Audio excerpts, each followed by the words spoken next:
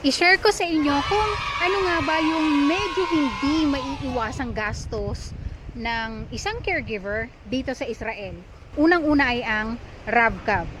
Depende naman sa iyo kung magkano. Ako ngayon nagpa-load lang ako ng 50 shekels. Nakadepende na sa akin kung paano ko na siya gagamitin at paano siya titipirin. Ang minimum na pamasahe dito sa Israel ay 6 shekels. So mga ilang biyahe din to. Lotion, monthly ba kayong bumibili ng lotion?